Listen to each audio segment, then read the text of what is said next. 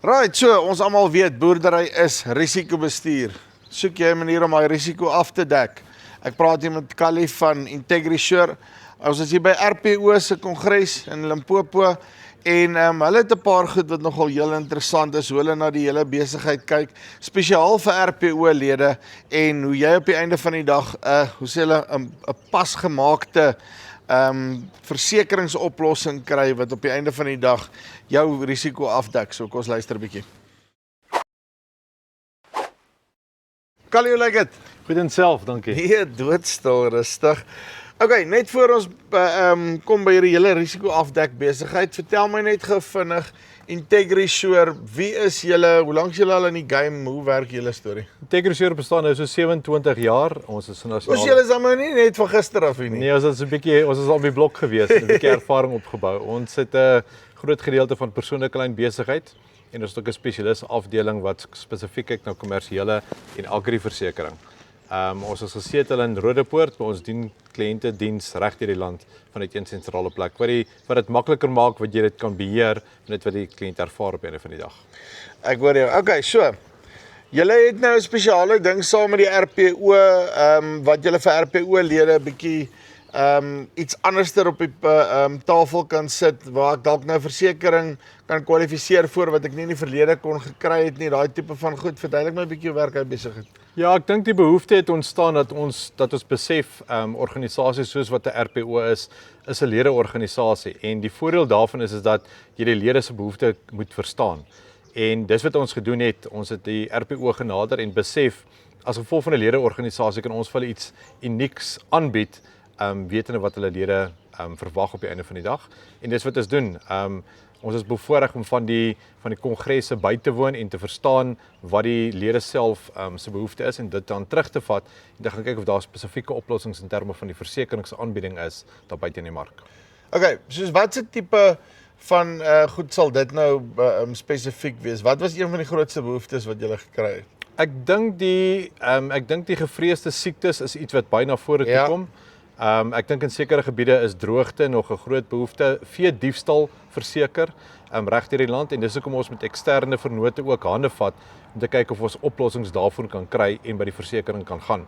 Die voordeel dink ek wat ons het is ons sit met die volume agter ons in terme van die ervaring en die blootstelling wat jy by die versekeraar waar dit moeilik is vir individuele boer om nou na die versekeraar toe te gaan en sê ek soek daai spesifieke behoefte. Ons vat daai volume voordeel en kyk of ons iets kan beding. So jy kan nou basies gaan en sê right, okay, maar weet jy wat, ons het actually 50 boere hierso. Daai 50 boere verteenwoordig argumentsonthaalwe, ek weet nie, 20,000 beeste. En hulle is versprei oor hierdie geografie. Haha, ek moet sê nie by regte grafie uitkom. Dit gee julle dan 'n bepaalde risiko wat die versekering kan gaan uitwerk en sê maar wie wat, hulle gaan mos nou nie op elke plaas elke aand 'n bees steel nie. Correct. So ons versprei 'n bietjie die risiko en julle het dalk 'n ding soos 'n ID scan wat inkom. Jy weet of luister hierso, ons sit dan basiese tags op die goed, whatever ook al die geval mag wees. Ja. Maar op die einde van die dag kan julle 'n pakkie bymekaar sit en ek kan daai risiko actually afdek. Korrek. Ja, ek dink jy slaan die spyker op die kop hoe jy dit verduidelik het en dit interpreteer en ek dink dis wat ons wil hê die boer ook moet verstaan.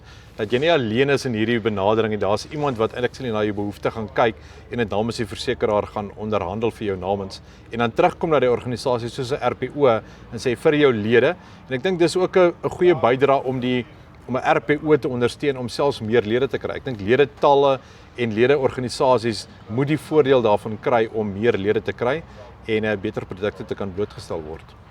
Ek stem 100% saam. Ek meen en dis ook as ek nou luister na wat ons vandag hier gehoor het, dink ek veral RPO Limpopo, ek kan nou nie vir van die ander ouens praat nie, maar van RPO Limpopo se kant af dink ek doen hulle ongelooflik baie om die produsente in die provinsie vorentoe te vat. Ek meen ek dink een van daai voorbeelde is die feit dat hulle is in samewerking met die veeartse en alles bymekaar gemaak het, want as iemand gesê het back and closeer, die eerste provinsie waarna jy dink is Limpopo. Korrek, ja. Maar ek meen is hulle afgelope paar jaar actually skoon. Ja. Dink van 2023 af Correct. is hulle skoon, soos amper 2 jaar nou wat hulle heeltemal nie meer gevalle het nie. En ek meen as daar nie 'n daadwerklike waarde toevoeging is, jy weet nie wat is nie. Ja, so ek dink weer eens, ek dink jy's 100% reg hoe jy dit opsom en jy dit ervaar ook. En ek dink dis ook waar ons dan na die lede toe kan gaan en sê maar deurdat julle die tyd en die geld daarin spandeer en ook die kundigheid, dan moet 'n voordeel van jou wees op die einde van die dag. Jy as 'n organisasie moet die voordeel daarvoor kan kry en dis presies wat ons wil beding. Dat 'n boer nie op sy eie dit hoef te doen nie, maar dat as 'n groep saam gesien word. En 'n praktiese goeie voorbeeld is Limpopo RPO. Okay, nou stel ek belang, ek wil nou met julle in kontak kom. Ag gee nou vir my 'n nommer en dan praat ek met 'n call center, né?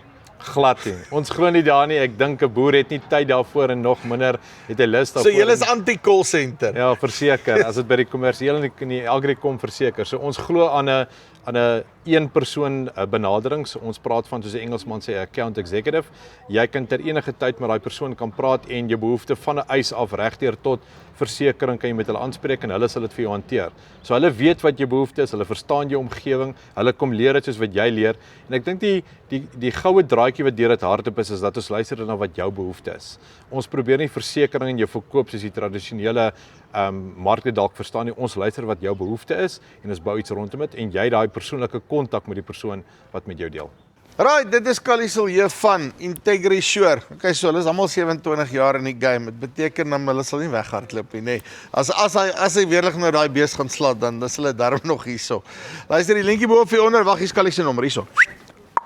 Gee hom 'n likeie en dan sal hulle met jou chat uitkom as jy 'n spesiale behoefte het, daai tipe van goeders en jy het uit die boks uit gedink om jou risiko af te dek. Chat met hulle, gaan vir jou bymekaar sit. Dis die van Farm Spice af tot volgende keer. Groete.